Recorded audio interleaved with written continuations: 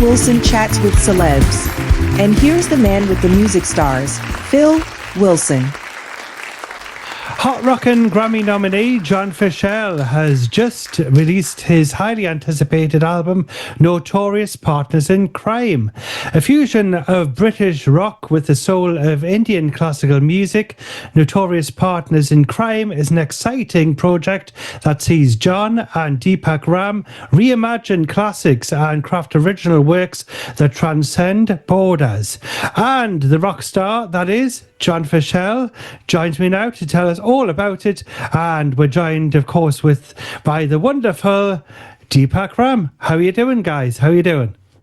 Fine, thank you. We're doing great. Excellent. Well, it's great to catch up with you both there.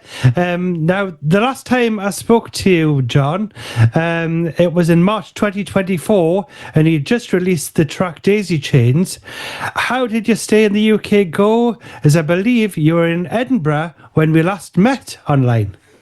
Oh, right. Yeah, we were running around Edinburgh. That tour went wonderfully and ridiculously horrible Spinal Tap style. There are so many ups and downs, and trying to find stages and things getting lost and interpersonal difficulties, but but mostly we had a great time. I'd say we wound that one up at Dublin Castle in London. Excellent. Wow.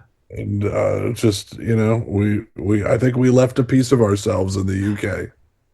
Excellent.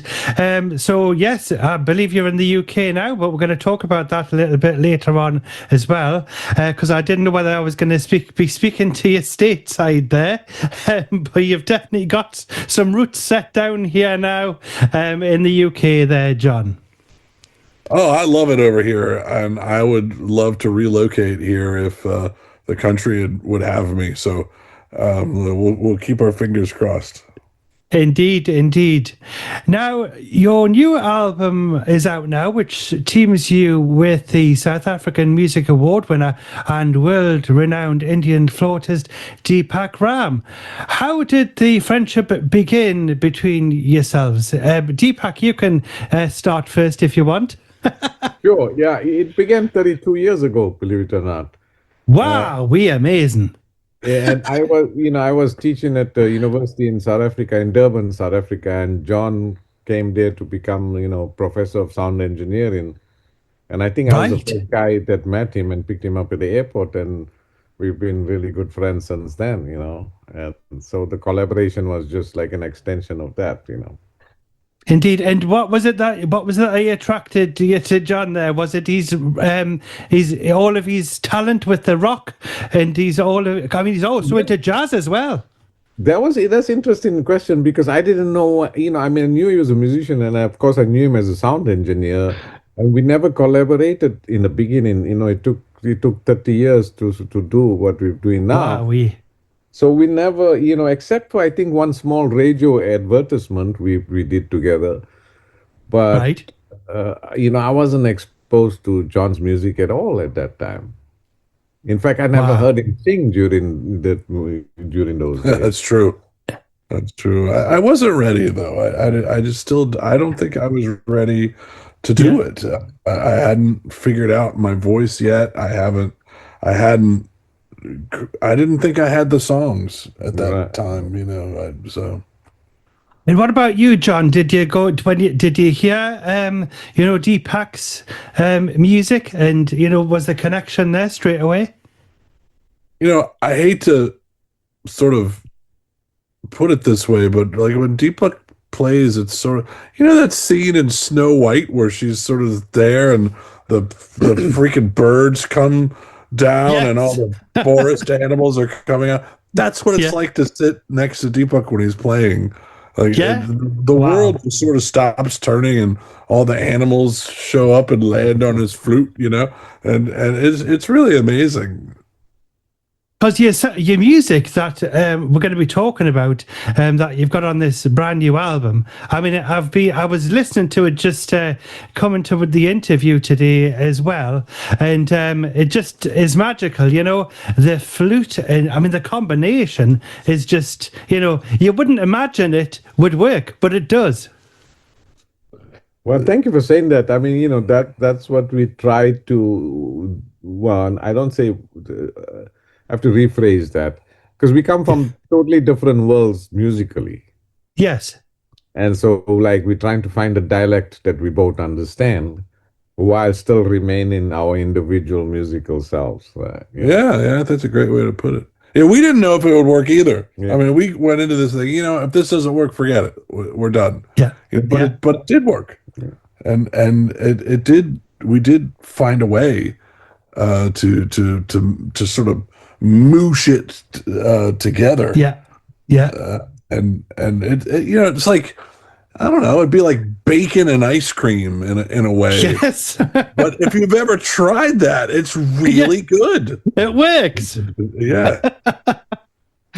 I think the one magical thing for me, maybe the word magic, is that we didn't expect anything from it, you know? Yeah. Like, I mean, in terms of the musical result, we said, okay, this can be done. This will sound good. This will sound good. And then we did things and said, oh, this works really nice. And, you know, John's written lyrics to original instrumental things that I've done. And, you know, and then, wow, that works, you know? So it surprised us too, I think. Yeah, I think so. Yeah. And of course, when I've looked at the videos as well that you've got out there on YouTube on John Fishell's channel there, you know, it just looks great as well. You know, John with his rock style, and you with your playing that gigantic flute. Yeah, it's a little bigger than a normal flute. Yeah. Yes. Amazing. I mean, to me, I still go to sleep at night thinking, how is he doing that? It's a piece of, let's just call it what it is. It's literally a piece of bamboo with 6 holes drilled in it. That's it. There's no little mechanisms or anything on this instrument. I still find it amazing he's able to make any noise with it at all, let alone, you know, nice music, you know. Because it's like a giant flute, as it were. So you're thinking, where are you putting your mouth there in order to blow the flute? That's not the biggest one I have, actually. Yeah, he's got a bigger one. Yes, it looks absolutely great. Bigger because, you know, the Western flute, the big flute is kind of curved, right? So it doesn't look big, you know. Well, you can't curve bamboo, so we have to, you know. Yeah.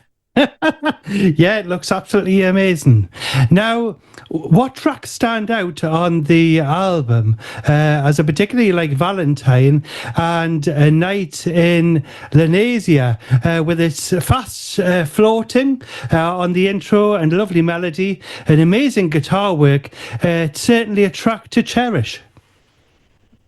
You know, I think that's the one for us. A Night in Lenasia. You know,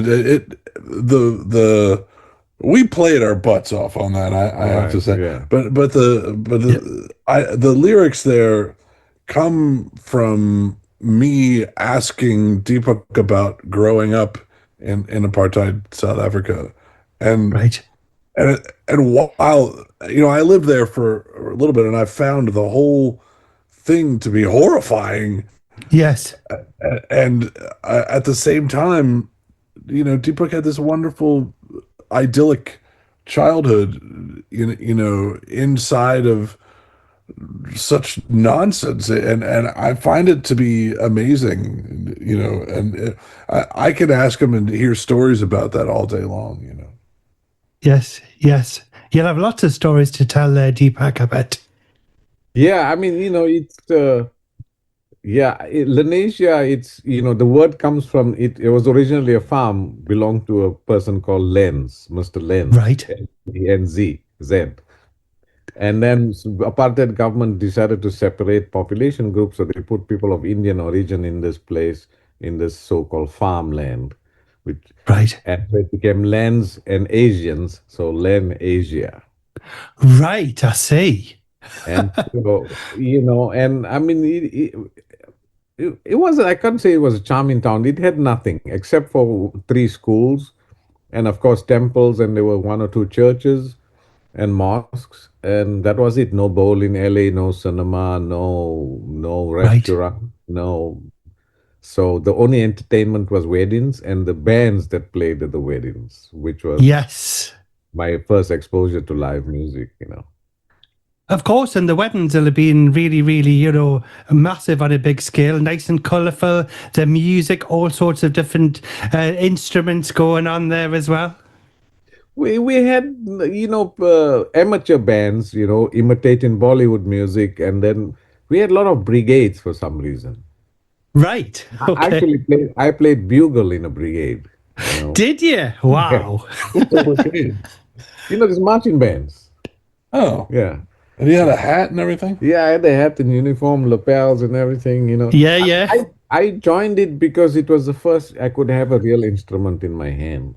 Yes, yes. See, my parents couldn't afford to have a real instrument, and like I love music, and I saw people play, so I said, "Let me join this marching band, so I could actually hold a real instrument in my hand." I hated Yes. playing the bugle; it smelled funny, Yeah, I bet it did. and it didn't. It's not a trumpet, so like you have to do everything with your mouth. Yeah, that's right. I love it. I love it. John, would you play the bugle? Hey, I've never heard that story. I can't play any wind instruments at all. I pass out. I drop. I just pass out right there because I lose my mind on them. So yeah, I'm the string. Yeah, yes, I used to be able to play the recorder, but I give the saxophone a blow, but it just went. And then I passed out, John. Yeah, well, I mean, yeah, it takes a lot of wind. Yeah, actually, that's the first time I kind of got my embouchure from playing a Coke soda bottle.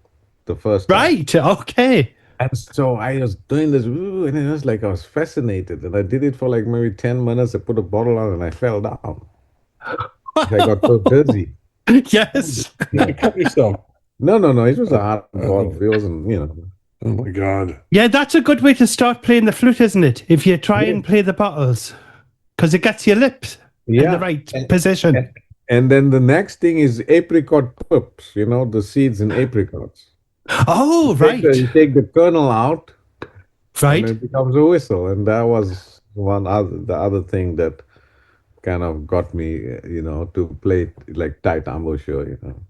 Wow, you'll have to get that on the next album there, Deepak there. Yeah. apricot and Coke bottle. Oh my God. What are we There you doing? go.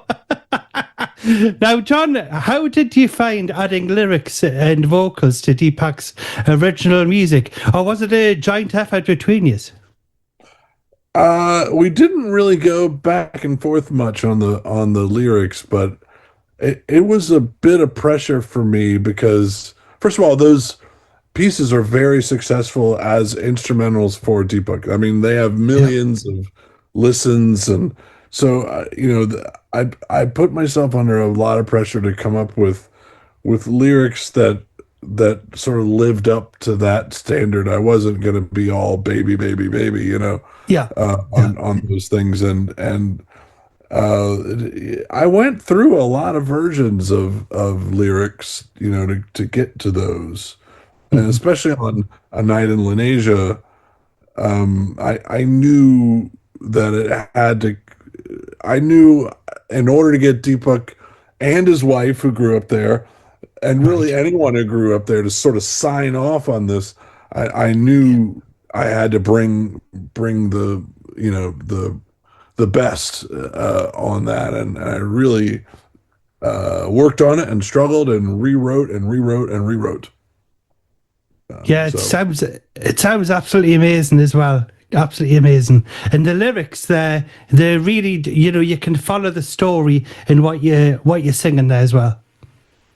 Yeah, I mean, John really captured, aspect of my life growing up there, in the lyrics, and so, like, we didn't obviously collaborate on the lyrics. He was busy until he finished, and he sent me the lyrics, and my wife and I listened to it, and I said, "Wow, Yeah, he this is Lanesia, and I think Yeah, yeah. everybody that pays attention to it will identify with it. All my friends growing up would, totally identify with what he's written. Yes, I was right there listening to the song there. It does sound absolutely amazing. So everyone's got to check out that track there, A Night in Lanesia. Now, If I Were a Carpenter also features, which is a popular folk song written originally by Tim Hardin and recorded famously by Bobby Darin, amongst other stars. What was that your choice, John, or was it yours, Deepak, to rework this classic song? It was actually John. I didn't know. To be honest, I didn't know the song before John. John. Right.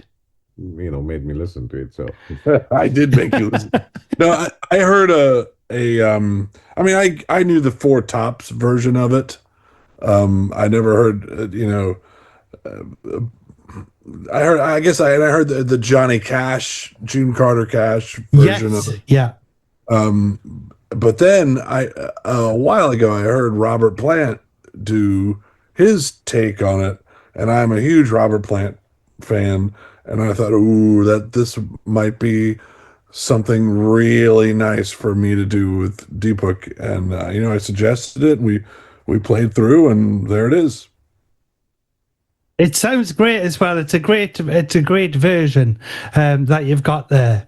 Now, putting the album together, how long did it take to get everything together there for the album? There, how long did it take from choosing the tunes, Deepak and John, you getting the lyrics together and then recording it all together? Because you've got some fabulous musicians that are featured on the album as well. I think we didn't work on the album from beginning to end. We recorded 3 songs live in a studio, Right. and then I think years ago almost, and there was a long gap between the rest of it. Right? Now I will say I was working on things, Right, but those were all those rewrites. And honestly, it wasn't complete until 3 weeks ago. Right. This really fast turnaround for the release. It was very late getting to the, management and everything. They were screaming at me for the last, 8 weeks, I think. Yeah. But Deepak and I decided, hey, look, man, we're gonna do this properly, and we're gonna take our time, and it's gonna be exactly what we want, because you can't put the toothpaste back in the tube once it's out. So I'm glad. I'm not glad it took so long. I wish we could have knocked it out quicker, but I'm glad with the results. And yeah, Jamie Haddad is on there. He plays with Paul Simon. Wow. Kareem Jacqueline is on there on bass, and my friend Brian McRae, who plays on my solo things, is on there. So it's a great group of friends. It feels good to listen to them. Yeah, absolutely love it as well. Now, with regards to the sound as well, when I've listened to the album, it's got me a little bit saying, I hope you don't mind me saying, it's a little bit like, which is a compliment, mind, it's a little bit like rock / Cat Stevens / who else can I think of? Yeah, I mean, what do you think of that description? I mean, I can speak to that. It's very apparent to me. Jethro Tull. I forgot to say that. Yeah, Jethro Tull. Right. A bit like, with the flute. Yeah.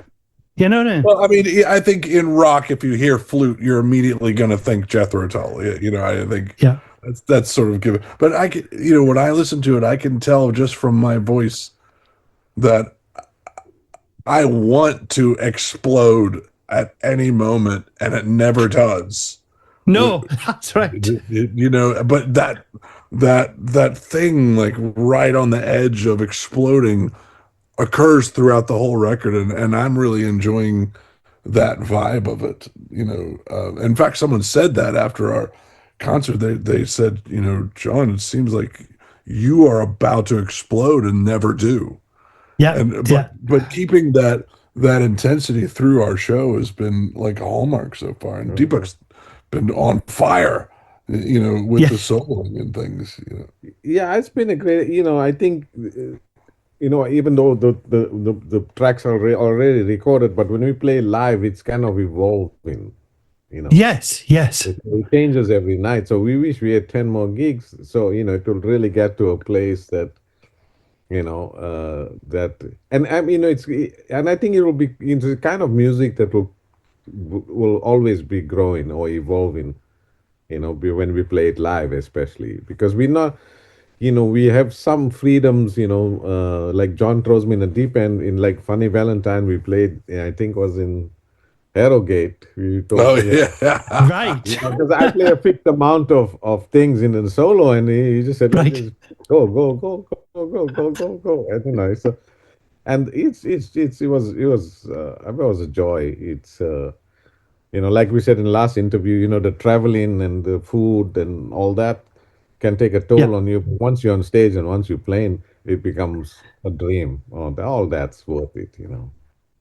Of course, when you're performing live, John, I would say that you've got more time to experiment, and then you can see what is actually going to work. If you were to, go to when you go to your next venue to do a gig, you can go, that works. We'll put that in. Do you know what I mean? It's funny. People say that we seem so relaxed and we seem so in the moment. I have to tell you, I am terrified the entire time we're playing. Because I know really? If I breathe in weird, people are going to hear it. If I sploink on my guitar, people are going to hear it. So I'm a bit of anxiety when we play. Hopefully that'll calm down over time. And what about you, Deepak? Have you had any calamities on stage with the flute? No, I can't say that. My anxiety is getting to the venue. Right. Yeah. Right. Especially in London. No, anyway, even if I play in a small village, and so I get anxious getting to the venue. But once I'm in the venue, I'm relaxed. Didn't we do one where I had to run from the hotel? Yeah, because you forgot your music or something. Yeah, I ran. It was like a mile, it seemed. And I'm at top speed, and I get there, and I immediately have to sit down and play. Yeah. That kind of thing. Amazing. So like my wife gets irritated because she sometimes comes to my concerts when I do solo concerts, and I go to the auditorium 2 hours before. Right. So I rather sit and relax in a green room than worry in my house for an extra hour. Yeah. Of course. So I'm that kind of thing. That's how I cope with performing. And how do you warm up there as well, by the way, for playing the flute? Is there a warm up, or do you have certain... Yeah, I have to, because it's bamboo, it doesn't conduct heat like a Western flute, Western flute, you put your breath in and it's steady. So it actually takes a while. And sometimes, as the music goes, it raises in pitch. So you have to control it when it gets warm. And it's difficult to play outdoors in winter, I bet, yes, with it being bamboo. Yeah, exactly. And so, I remember playing a concert in Oxford. It was an outdoor concert. It was windy like crazy. And so when also the wind enters the flute, it cancels your sound. Yeah. Yes. So I'm playing, and then there's nothing, And the audience is like, I said, listen, I've practiced, Yeah. It's like the wind is challenging me.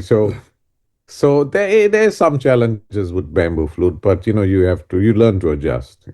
That's I'm right. Sure Don't do a gig on a windy day. Yeah, exactly. Outside. People have romantic ideas, play on a beach and all that. No. That's right, because all you would hear is the washing waves. You wouldn't hear the flute because the wind would drown it out.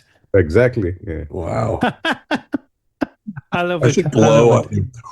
Like when I played that cartoon where they light the candle and or they light the dynamite and the other blows it out. Like I should come over to you and just blow at the end of the flute. That's right. Come up to Deepak with the fan there while he's playing the. One time he's going to reach over and just untune my guitar. As that's right. Yeah, twang. Bang, bang, bang. Yeah. The strings go. Excellent. I love it. I love it. Well, you're not going to believe this, John and Deepak. We've nearly run out of time, but I'm going to ask you this question. Spacetime is out now. Please, can you tell us the story behind it? Sure. So I wrote this piece while living in England about 29 years ago. And, it was a time I was trying to delve into, I was reading a lot about quantum physics. And Right. the famous book, The Theory of Time with Stephen Hawking and stuff. I couldn't understand most of it. And then, I went to the keyboard and I came up with this melody and then realized it was all these multiple time signatures. It wasn't an intention. And then I realized what I'm actually doing is imposing time on empty silence. And that's the type of space. And so when I shared that with John, he kind of wrote this amazing lyrics that kind of went in between the fixed melodies, and it became a newborn baby, Spacetime. Yeah, it sounds absolutely fantastic as well. And the lyrics there are great as well, John. It's interesting. I didn't know it was about thinking about quantum physics until today, like a little earlier today when he was on an interview. So the lyrics I wrote is more about a couple, romantic couple wanting to move forward in their relationship, and one of the couple is saying, "Look, I'll do anything, and we can do anything, but we need space and time to grow and process, and then we can move forward." So it's a little bit melancholy, but it's a little bit forward thinking and hopeful. And that's not far from actual physics, because everything in existence either comes together or separates, but there's no distance. Space is a relative thing. So that's right. Space and time. Well, we can explain anything with artsy-fartsy words. That's excellent. Now, do you have any future projects that you can tell us about? Because I hear that you've been performing recently in St. Albans and also at a fabulous venue in Camden. Oh, yeah. The Green Note in Camden and what was it? The Horn in St. Albans, which was really fun. Nice. We're hoping to come back and hopefully have a bigger group to play against and play from. So a percussionist, a bass player, and hopefully get some audience going in there and have a even a more intense, exciting show for everyone. And that's the hope and the dream, and it's gonna depend on people enjoying the album, and of course folks like you promoting the album. Thank you so much. Yeah, thank you. No problem at all. No problem at all. I absolutely love the album, and I will be featuring it as the album of the week very, very soon on my breakfast show. So hopefully that's gonna get a couple of sales in the pocket there as well. Now, thank you. Now, have you? How can listeners follow you and buy your music? Well, I'm on the website deepakram.com, and I'm on Facebook and YouTube and Instagram and LinkedIn. And the album's available on all digital platforms, already. So, anybody can stream it. All your standard streaming platforms, and if you want to follow me, I'm on johnfishell.com and TikTok and Instagram and Facebook, and I love talking with people about anything, really. I mean, if you come on there, I'll have a conversation with you, and I really love speaking with people who then come to shows, and then I have someone I know, and I'm pretty sure Deepak's the same way. Yeah, exactly. Yeah. And if you want to ask us how we did something on the record or what we were thinking, we're happy to talk about any of it.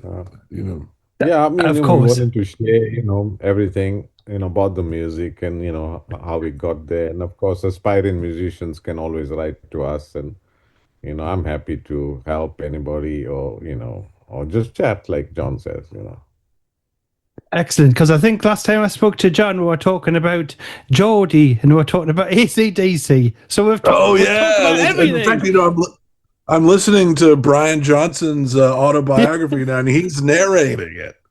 Oh, he sounds like such a pirate. That's right. I remember you saying that. Oh, lads. Oh, give us a this and give us a that. That's so great. It's great. It's great.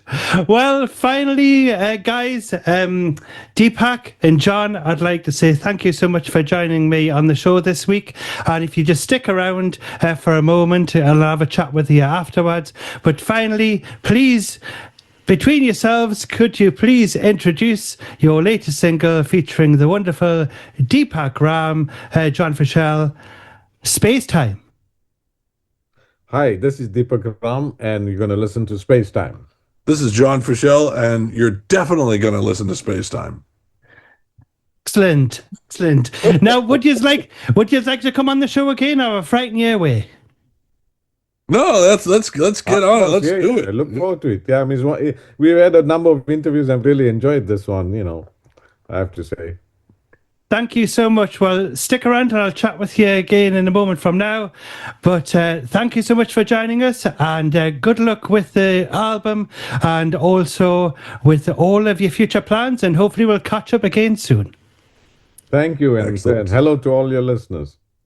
Thank you so much.